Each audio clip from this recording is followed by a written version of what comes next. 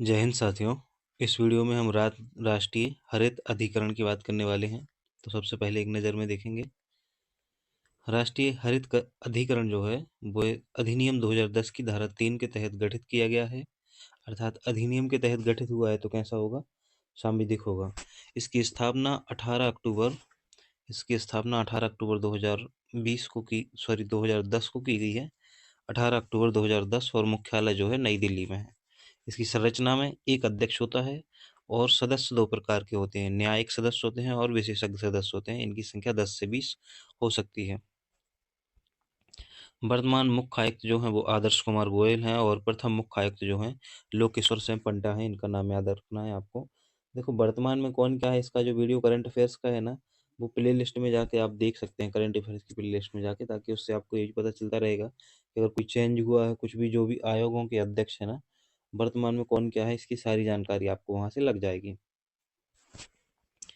कार्यकाल की बात करें तो इनका कार्यकाल 5 वर्ष होता है और नियुक्ति भारत सरकार के द्वारा की जाती है। केंद्रीय राष्ट्रीय हरित अधिकरण के जो कार्य हैं, पर्यावरण से जुड़े मुद्दों पर प्रभावी और उनका जल्दी से निपटारा करना, पर्यावरण सुरक्षा के प्रति जनता में जागरूकता और अभियानों का प्रसार करना, वनों एवं प्राकृतिक संसाधनों की सुरक्षा एवं संरक्षण करना, साथ ही पर्यावरण से जुड़े विधानों की रक्षा करना, न किसी नागरिक के अधिकारों के हनन पर उन्हें आर्थिक सुरक्षा मुहैया कराना इसका प्रमुख उद्देश्य है। विशेष की बात करें तो अध्यक्ष व सदस्यों का कार्यकाल 5 वर्ष का होता है। यदि अध्यक्ष सुप्रीम कोर्ट का है तो 5 वर्ष या 70 वर्ष की आयु तक जो भी पहले हो, और यदि अध्यक्ष हाईकोर्ट का है तो 5 वर्ष या 67 वर्ष की आयु जो भी पहले हो। एनजीटी द्वारा दिए गए आदेश, निर्णय, अधिनियम के विरुद्ध सर्वोच्च न्यायालय में 90 दिनों के भीतर अपील की जा सकती है। तो ये समय याद रखना है आपको, कितने दिन के भीतर अपील की जा सकती है, 90 दिन के अंदर।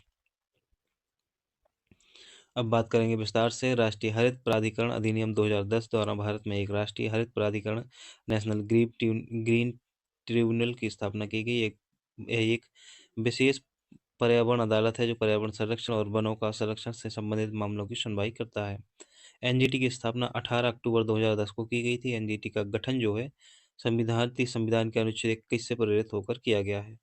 पर्यावरण मंत्रालय एनजीटी के लिए नोडल एजेंसी का कार्य करता है। साथ ही यह एक सांविधिक एवं अर्ध न्यायिक निकाय है। इसका मुख्यालय नई दिल्ली में है और एनजीटी के 4 क्षेत्रीय कार्यालय भोपाल, कलकत्ता, पुणे और चेन्नई में है। तो कहाँ कहाँ है इसके क्षेत्रीय कार्यालय? भोपाल, कलकत्ता, पुणे और चेन्नई में है। पर्यावरण संबंधी न्याय अधिकरण स्थापित करने वाला भारत तीसरा देश है।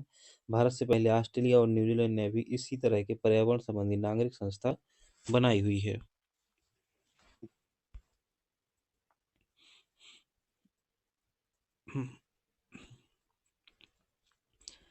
आयोग की संरचना की बात करें तो इसमें एक अध्यक्ष होता है, न्यायिक सदस्य जो कि 10 से 20 हो सकते हैं, और विशेषज्ञ सदस्य यह भी 10 से 20 हो सकते हैं। एनजीटी का अध्यक्ष उच्चतम न्यायालय का मुख्य न्यायाधीश या एनजीटी के वर्तमान अध्यक्ष आदर्श कुमार गोयल हैं। तो एनजीटी का जो अध्यक्ष है उच्चतम न्यायालय का मुख्य न्यायाधीश या उच्चतम न्यायालय का कोई न्यायाधीश हो सकता है।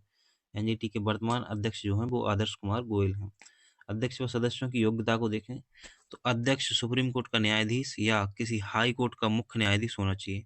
या तो देखो सुप्रीम कोर्ट का न्यायाधीश होगा या हाई कोर्ट का मुख्य न्यायाधीश होगा।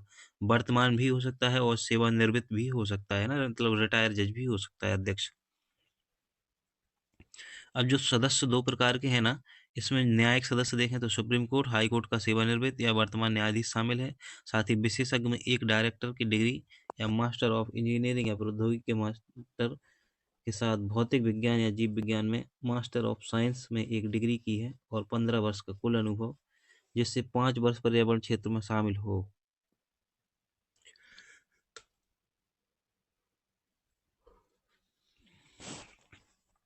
ऐसे व्यक्ति को विशेषज्ञ सदस्य के रूप में चुना जा सकता है। नियुक्ति एवं सेवा शर्तों की बात करें तो एनजीटी के अध्यक्ष की नियुक्ति केंद्र सरकार के द्वारा के मुख्य न्यायाधीश की सलाह पर की जाती है। तो एनजीटी के जो अध्यक्ष हैं उनकी नियुक्ति केंद्र सरकार करती है, किसकी सलाह पर? भारत के मुख्य न्यायाधीश की सलाह पर। वहीं एनजीटी के सदस्यों की नियुक्ति केंद्र सरकार के द्वारा एक चयन समिति की सिफारिश पर की जाती है। अध्यक्ष व सदस्यों के वेतन भत्तों का निर्धारण केंद्र सरकार करती है। अध्यक्ष व सदस्यों का कार्यकाल जो है वो 5 वर्ष होता है। यदि अध्यक्ष जो है सुप्रीम कोर्ट से आया है, मतलब सुप्रीम कोर्ट का सदस्य रहा है पहले, तो उसका कार्यकाल होगा 5 वर्ष या 70 वर्ष की आयु। और यदि अध्यक्ष हाई कोर्ट का है तो 5 वर्ष या 67 वर्ष की आयु जो भी पहले हो।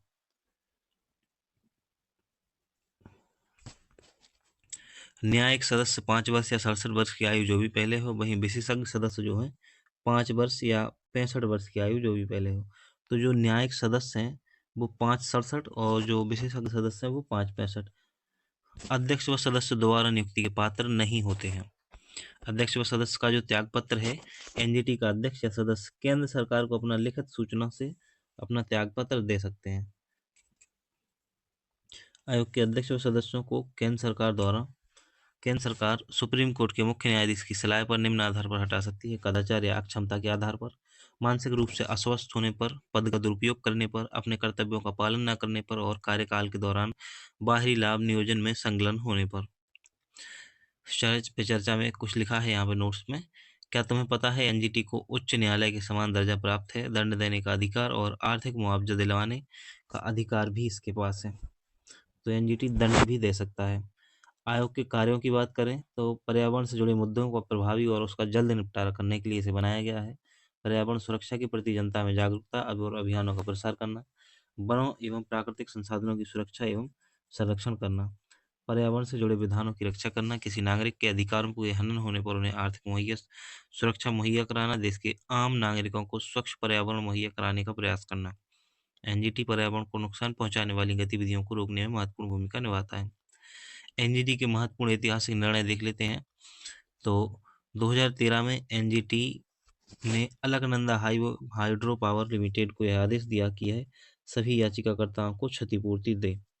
वहीं 2012 में स्टील निर्माता कंपनी पोस्को ने इस्पात संयंत्र लगाने के लिए उड़ीसा सरकार के साथ एक समझौता किया, लेकिन एनजीटी ने इसे निरस्त कर दिया क्योंकि यह समझौता ग्रामीण लोगों के हितों को प्रभावित करने वाला था। फिर वर्ष 2015 में एनजीटी ने आदेश दिया कि 10 वर्षों से अधिक पुराने सभी डीजल वाहनों को दिल्ली एनसीआर में चलाने की अनुमति नहीं दी जाएगी। फिर 2017 में एनजीटी ने दिल्ली में 50 माइक्रोन से कम मोटाई की प्लास्टिक थैली पर प्रतिबंध लगा दिया और 2017 में ही वैष्णो देवी मंदिर जाने वाली तीर्थ यात्रियों की संख्या को 50,000 तक सीमित कर दिया। 2017 में दिल्ली यमुना नदी के यमुना खादर में आयोजित आर्ट ऑफ लिविंग फेस्टिवल से पर्यावरण के नियमों का उल्लंघन करते हुए पाया गया, जिसके बाद एनजीटी ने उस पर 5 करोड़ रुपए का जुर्माना लगाया था। किसमें? आर्ट ऑफ लिविंग फेस्टिवल पर। 2022 में हरियाणा के डबवाली नगर परिषद को राष्ट्रीय हरित प्राधिकरण वर्ष कूड़ा प्रबंधन के नियम 2016 के तहत 16 करोड़ का जुर्माना लगाया गया है। एनजीटी पर्यावरण से संबंधित 7 कानून के तहत नागरिक मामलों की सुनवाई करता है। तो उसमें आते हैं कौन कौन से वो 7 कानून हैं। जल प्रदूषण निवारण और नियंत्रण अधिनियम 1974 का, जल प्रदूषण निवारण और नियंत्रण उपकर अधिनियम 1977, वन संरक्षण अधिनियम 1980, वायु प्रदूषण निवारण और नियंत्रण अधिनियम 1981, पर्यावरण संरक्षण अधिनियम 1986, लोक दायित्व बीमा अधिनियम 1991 और जैव विविधता अधिनियम 2002 का। उपरोक्त कानून के तहत सरकार द्वारा लिए गए किसी निर्णय को एनजीटी में चुनौती दी जा सकती है। 2 महत्वपूर्ण अधिनियम, वन्य जीव संरक्षण अधिनियम 1972 और अनुसूचित जनजाति एवं अन्य परंपरागत वन्यवासी अधिनियम 2006 को एनजीटी के अधिकार क्षेत्र से बाहर रखा गया है। अध्यक्ष सूची देखें तो लोकेश्वर से पंटा प्रथम अध्यक्ष थे, स्वतंत्र कुमार द्वितीय और आदर्श कुमार तृतीय एवं वर्तमान अध्यक्ष हैं आदर्श कुमार गोयल। वहीं वर्तमान न्यायिक सदस्य की बात करें तो न्यायमूर्ति के राधाकृष्णन और विशेषज्ञ सदस्य भी हैं। इनको याद नहीं रखना, आप सिर्फ अध्यक्ष की सूची याद रखिएगा। न्यायालय और अधिकरण में क्या अंतर होता है? तो अधिकरण किसी क्षेत्र विशेष के मामलों को निपटाने के उद्देश्य से स्थापित किया जाता है, जैसे एनजीटी है पर्यावरण संबंधी मामलों को देखता है। वहीं न्यायालय क्षेत्र अधिकार इसका बहुत बड़ा होता है, यहाँ सभी मामलों को निपटाया जाता है। सभी अधिकरण न्यायालय होते हैं किंतु सभी न्यायालय जो हैं वो अधिकरण नहीं होते हैं। अन्य तथ्य देखें तो एनजीटी के विरुद्ध अपील सुप्रीम कोर्ट में की जा सकती है। एनजीटी द्वारा दिए गए आदेश, निर्णय, अधिनियम के विरुद्ध सर्वोच्च न्यायालय में 90 दिनों के भीतर अपील की जा सकती है। आर्थिक दंड जैसे व्यक्तिगत स्तर पर 10 करोड़ रुपए एवं कंपनी पर 25 करोड़ रुपए तक का जुर्माना लगाया जा सकता है। एनजीटी अधिनियम को पालन न करने पर दंड एक निश्चित समय के लिए कारावास जिसमें अधिकतम 3 वर्ष बढ़ाया जा सकता है और राष्ट्रीय हरित अधिनियम के अनुसार एनजीटी के लिए यह अनिवार्य है कि उसके पास आने वाले पर्यावरण संबंधी मुद्दों का निपटारा वो 6 माह के भीतर करे। तो एनजीटी को एक बार दोबारा से देख लेते हैं, हमने क्या क्या देखा है इसमें महत्वपूर्ण चीज़ों में। तो आपको याद रखना है, एक तो इसकी स्थापना की डेट 18 अक्टूबर 2010, साथ ही इसका मुख्यालय कहाँ है, नई दिल्ली में है। और इसके पहले अध्यक्ष जो थे वो लोकेश्वर सिंह पंटा थे, और संरचना में एक अध्यक्ष होता है और 2 प्रकार के अन्य सदस्य होते हैं, न्यायिक सदस्य और विशेष सदस्य। नियुक्ति केंद्र सरकार करती है, कार्यकाल 5 वर्ष का होता है। अध्यक्ष का कार्यकाल होता है, अगर अध्यक्ष सुप्रीम कोर्ट से आया है तो 5 वर्ष और 70 वर्ष जो भी पहले हो, वहीं अगर हाई कोर्ट से आया है तो 5 वर्ष और 67 वर्ष होगा।